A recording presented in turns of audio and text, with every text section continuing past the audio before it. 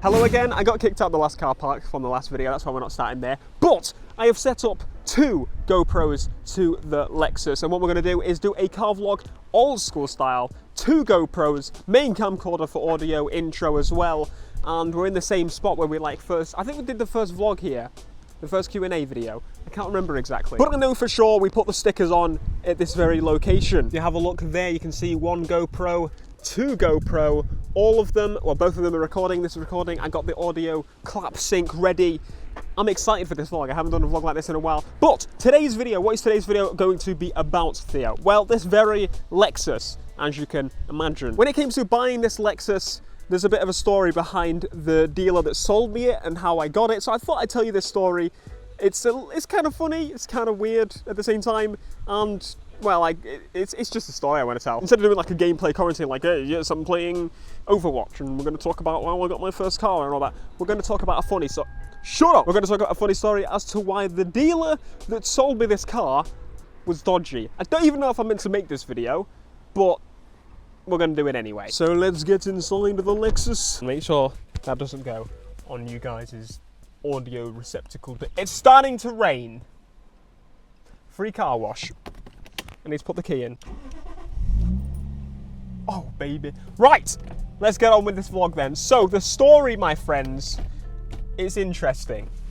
So, buckle in, I'm buckled in, and let's get ready to get stupid reversing thing. This story is about the dealership. I'm really not used to how this wheel turns, but yeah, the story is going to be about the dealership that I bought the car from. I'm not going to mention the dealership I bought it from because the guys sorted the situation very well and it would just be unfair to really do anything like that, so I'm just going to mention the Lexi dealer. It wasn't a Lexus dealer because I doubt they'd sell a pre-owned IS200. Right, so I was looking for a first car for a long time. For a first car, you do look for a while. Even if you're not getting a car for a very long time, you look at a first car. You just look at these things. I was looking at the point of buying it, there's a whole long process behind it, but I was starting that time looking at around 2-litre cars because I thought, well, I can afford to insure them. Pretty good sweet spot, honestly. 1.6 is probably the best spot if you're going to get a first car, like best bang for the buck, I would say, engine size wise. But 2 litre I could afford, so I decided to go for it. You see, it's a good job I fucking stopped because they didn't know how to fucking indicate. So anyway, as I was saying, I had my mind set on an Audi 2 litre. Oh my god, that freaking Reliant Robber, I keep seeing that. I don't know if you saw that, I hope you did. So much happening in these 2 car vlogs, I don't even know. So I was looking at Audi A4s and also Volkswagen Golfs around that time, I believe. And I basically set my mind on a 2 litre car. I put 2 litre into the search list. That's what I wanted, 2 litre and near me. Closest possible, because I needed something that was close. That was my main thing. A lot of the cars I found were miles away and I can't drive them back because, well, for one, I had not had my license at the time, so I couldn't drive it back. I'd have to get someone else to drive it back. It was just too much hassle for me. I wanted something local, and they could probably drive it for me or something like that. The Lexus popped up on the list. It was the very first car to appear on the list of search results, so I literally fell in love with it. It's a long story as to why I like Lexuses, and basically the gist of it is the fact that my dad had a Lexus LS400. He has another one now. He bought a new one. Not a new one, but an older one. You get the idea. He bought an LS400 and he absolutely loved Lexus. His friends had Lexuses. He always banged on about how Lexus was amazing. He loved them. So I had that idea of Lexus being amazing and I really wanted to get it. So anyway, I went to have a look at this Lexus because it was local to me. That's what you do. You go have a look at something that, if it's that close to you. In fact, it was just round the block from. Good God, I can't see a thing. Hey, would you look at that? 325, brother. Nice car choice, amazing. Went to this dealer to look at the Lexus, walking around, looking around. I'm a very shy person, I was more shy at that time, but I was looking around this Lexus and I was like, holy crap, this thing is absolutely beautiful. Cream interior for one. Cream interior! Boys, can we hear it for cream interior? Yes, we can! That was like so much growl and no bite, it was ridiculous. It is raining as well, to be fair, I'll just say that. Fell in love with it, as I said, a few issues of rust or small things that I didn't really care about at the time because first car, it was £2,000 when I saw it. So I was like, That's actually, it's a Lexus for £2,000. Lexus, £2,000, amazing. I get my brother to go and fetch the guy, bring him over to try and like talk to us about the car, let me in the car, had a look around the car. You get the idea, the normal process of buying a car, except the fact I couldn't actually drive it, so anyway. Yeah, then I decided I wanted it. I literally decided the first time, I want this damn car. It's beautiful, I have the money for it. I can't drive yet. I bought it in September and I passed in December, but I bought it anyway. And it sat outside my house, not being driven for a while, which I felt very bad because I went through 2 batteries. But anyway, so I've got this car. Everything is going awesome, except the fact that I can't fucking drive it because I haven't passed.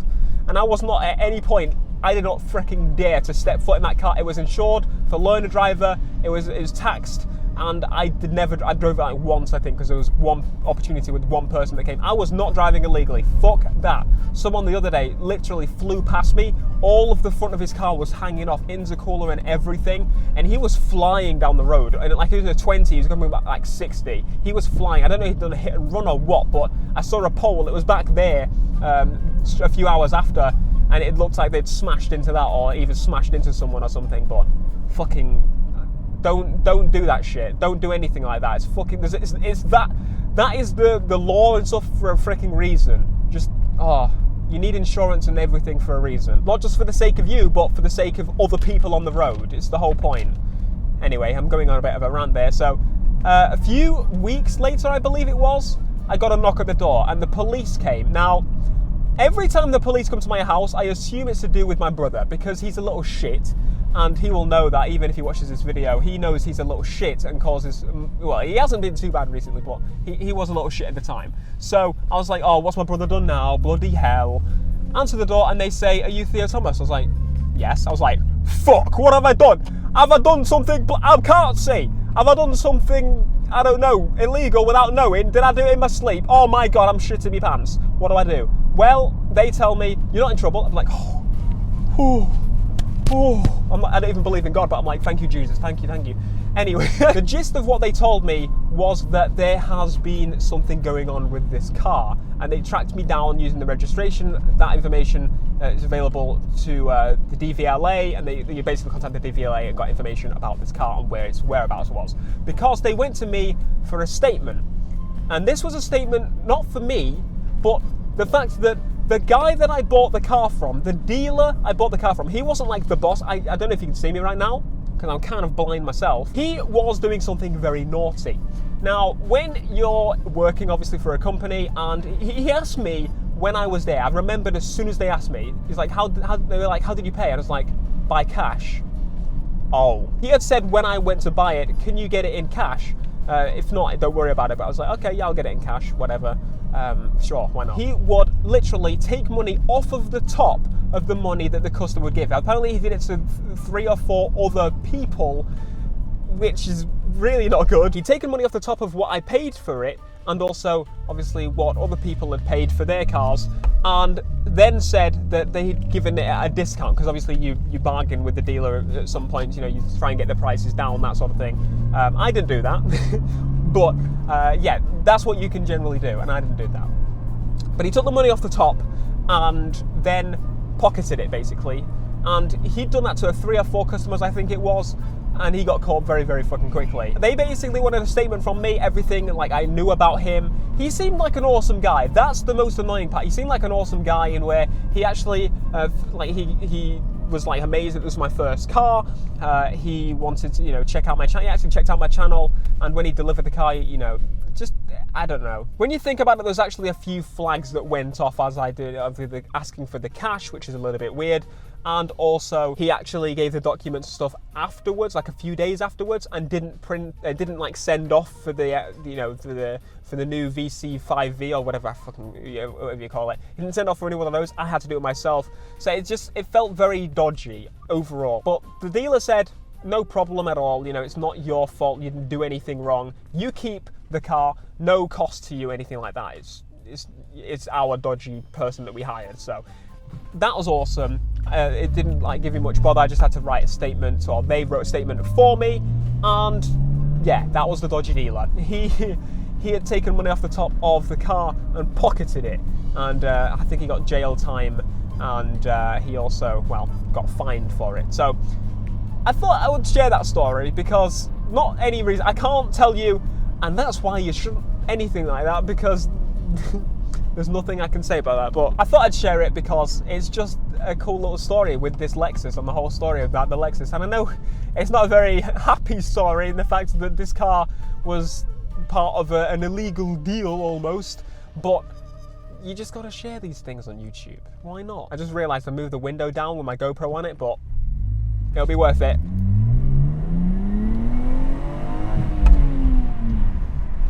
Literally put the foot down. That guy behind me wasn't moving that much. Lexus, you let me down. Why? But yes, that is pretty much the whole gist of the idea. Again, I said I wanted to drive the two cars more often, but to jump in between the cars. And obviously I had to tell the Lexus story in the actual Lexus.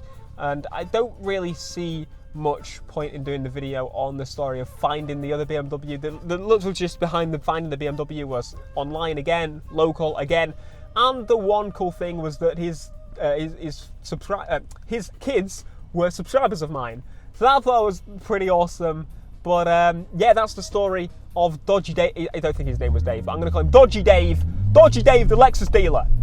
That's what I'm going to call this video. I'm not. Come on. Dodgy Dave, the Lexus dealer. It has a ring to it. If you want me to do more car vlogs, I would absolutely love to do them because I'm really enjoying doing them. Mostly today. I've done 2 today. But again, if you want to see more, you guys know what to do. Be sure to leave a like. And this guy's pulling into the fucking job centre. One thing I'm actually going to do to round off this video is actually pull onto this little 50 road here, because why the hell not? Right? Am I right? Yes. Here we go. Freaking hell, I have to turn so much more in this thing. Come on, Lexus. This girl's trying to overtake me. Boy, you ain't taking me. Let's go. I'm changing lane because there's a Corsa in my way. I don't know if you can hear me. I don't want to go above this because if I do, then me black box. This golf really wants to pass me. You want to pass me, boy? You won't pass me? You ain't gonna do it. Goodbye, horses. I see you're in your goal. Slow down, you're going 32. No, I'm going 26. I'm actually going 30. I'm a spit. No wonder people like try and push from behind me. The speedo's completely off. That's another thing to fix soon, isn't it? As I said, that's going to be the end of this vlog. Thank you so much for watching this video. If you did enjoy, please be sure to leave a like. Subscribe if you are new. And me and dear Lexus will see you guys in the next video. 26. Bit faster then. No wonder I've not fucking messed up the black box. Alright. Face.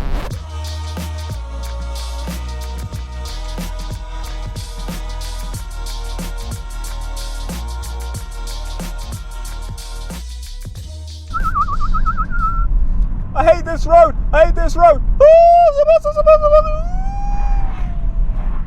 Shut up, there's plenty of room. Sorry.